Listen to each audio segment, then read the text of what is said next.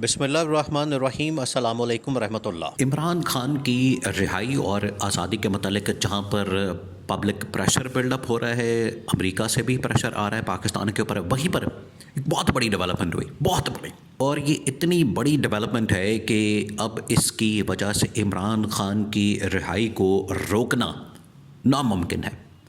57 اسلامی ممالک، ان کی ایک تنظیم بھی ہے OIC کے نام سے، وہ 57 اسلامی ممالک امریکہ کے اندر اکٹھے ہونے جا رہے ہیں، اور امریکہ کے اندر کون اس کے اوپر کام کر رہا ہے؟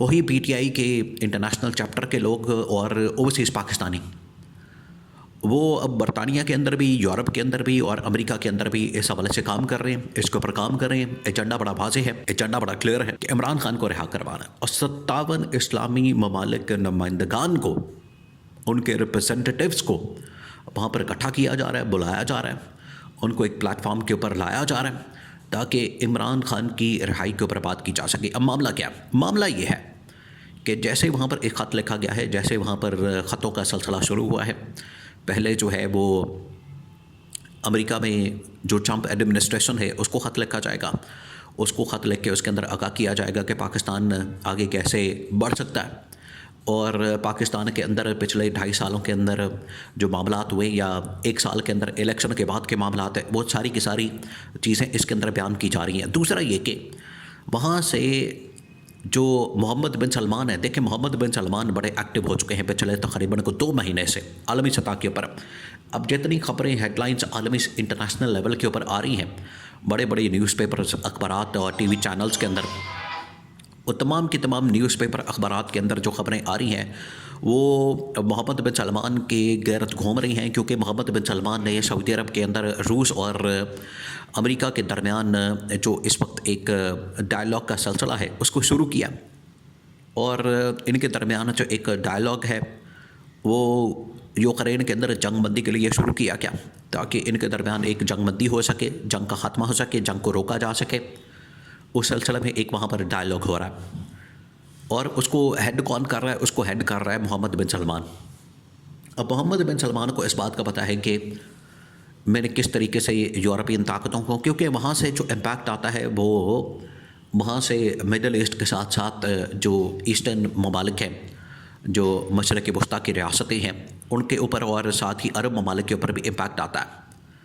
اور پچھلے دنوں جس طرح سے غزہ کے اوپر قبضے کی بات ہوئی، ایران اور امریکہ کے درمیان دوستی کی بات ہوئی، تو محمد بن سلمان تو بھرپور کوشش کر رہے ہیں، لیکن آج بھی انٹرنیشنل لیول کے اوپر ایک ایسے اسلامی لیڈر، ایک ایسے عالمی لیڈر، ایک ایسے عالم اسلام امت مسلمہ کے لیڈر کی کمی محسوس ہوتی ہے، جو کہ مسلمانوں کا، اسلام کا، مسلم ممالک کا مقدمہ لڑ سکے اور ان کو عالم اسلام کے اوپر اجاگر کر سکے۔ شہباز شریف نے جو ابھی دورہ کیا 2-4 دن پہلے 2 ممالک کا، اب ایک اس نے کیا ہے آذربائیجان کا، آذربائیجان کے اندر جا کے اس نے آذربائیجان کے صدر کے ساتھ ملاقات کی، اور اس کے اندر اس نے قرہ کا ایشو اٹھایا۔ اب قرہ کا ایشو جو ہے یوکرین کے ساتھ ہے، تو دیکھیں آپ عالمی سطح کے اوپر چیزیں کیسے آپس میں ایک دوسرے کے ساتھ لنک ہیں۔ قرہ کا ایشو اٹھایا آذربائیجان کے صدر کے ساتھ کہ بالکل ہم سپورٹ کرتے ہیں آذربائیجان کے اس موقف کو، جو ان کا موقف قرہ کے علاقے پر ہے۔ قرہ ایک علاقہ ہے جو کہ یوکرین کے ساتھ لگتا ہے، کئی کلومیٹرز پر محیط، بہت بڑا علاقہ ہے۔ اسی طرح سے آذربائیجان کے صدر نے پاکستان کے موقف کی تائید تو نہیں کی، وہ کشمیر کے ساتھ کھڑا ہے، تو شہباز شریف نے ان کے جا کے موقف کی تائید کر دی، ان سے بیان تو نہیں آیا۔ تو یہ ایک ناکامی کے طور پر اس کو دیکھا جا رہا ہے کہ شہباز شریف نہ تو وہاں سے کچھ لے کر آیا، نہ وہ کشمیر کے متعلق بات کر سکا، نہ اسرائیل کے خلاف بات کر سکا، نہ وہ کسی ایسی طاقت کے خلاف، انٹرنیشنل اسٹیبلشمنٹ کے خلاف بات کر سکا ہے جس کی وجہ سے مسلمانوں اور اسلام کے اوپر جو اس وقت حملہ کیا جاتا ہے اس کو روکا جا سکے۔ تو شہباز شریف نے تو وہاں پر کچھ نہیں کیا۔ اس کے بعد جو ہے یہ ازبکستان چلا گیا، وہاں بھی اس نے دورہ کیا، دورے سے کچھ حاصل نہیں ہوا۔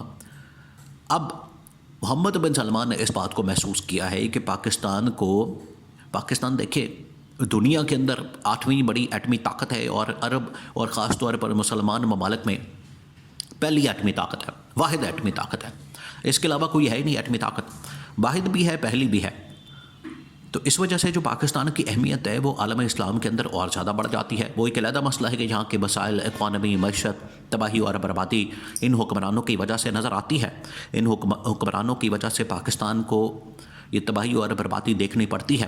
لیکن حقیقت یہ ہے کہ پاکستان ایک ایٹمی طاقت ہے اور دنیا کے اندر ایک بڑی ایٹمی طاقت کے طور پر جانا جاتا ہے. دوسری جانب اب محمد بن سلمان نے اس بات کو دیکھا ہے کہ طیب اردگان نے بھی جس طرح سے پاکستان کا دورہ کیا، اس نے آ کے بھی یہی بات کی، آذربائیجان کے صدر نے اور ادھر کے باقی لوگوں نے بھی یہی بات کی. محمد بن سلمان بھی اب یہی بات کنوے کر رہے ہیں اور وہ کہہ رہے ہیں کہ ہمیں ایک ایسا لیڈر چاہیے. دیکھیں زیادہ لوگ دنیا کے اندر جو پائے جاتے ہیں، جو لیڈرز ہوتے ہیں، یا تو وہ ڈپلومیٹکلی چلتے ہیں، بات بڑے دھیان سے کرتے ہیں اور بڑے جانچ پڑتال سے اور دیکھ بھال کر کے بات کرتے ہیں، اوپن بات نہیں ان کی جانب سے کی جاتی ہے. ایک ہوتی ہے شخصیت عمران خان کی طرح کی، بڑی ایکسٹروورٹ، بڑی ایکسپریسو، کھل کر بات کرنے والی، دو ٹوک انداز میں، ڈنکی کی چوٹ پر. وہ بات کوئی عمران خان کے بعد نہیں کر پا رہا. اب ایک میٹنگ کال کی جا رہی ہے، اجلاس بلایا جا رہا ہے امریکہ کے اندر. ایک تو ہے اقوام متحدہ، دوسرا ہے OIC، جو کہ اقوام متحدہ کے بعد دنیا کا دوسرا بڑا پلیٹ فارم ہے. دوسرا بڑا اقوام متحدہ کے اندر تمام ممالک ہیں، تقریباً کوئی 200 کے قریب، اور OIC اس کے بعد دوسرا بڑا پلیٹ فارم ہے. یہ G7، G6، G8، ان کے اندر تو 8-10 ممالک ہوتے ہیں. OIC کے اندر 57 اسلامی ممالک ہیں اور دنیا کی بڑی اکانومی کا شیئر جو ہے وہ ان عرب ممالک اور اسلامی ممالک کے پاس ہے.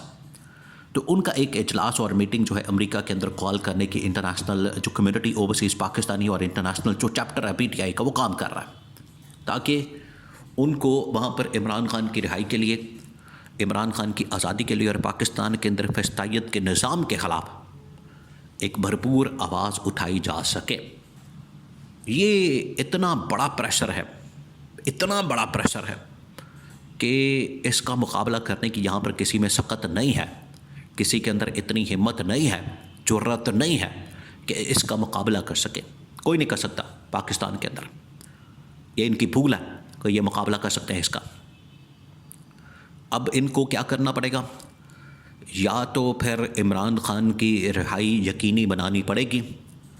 قومی کانفرنس کے بعد ان کا کھوکھلا پن کھل گیا.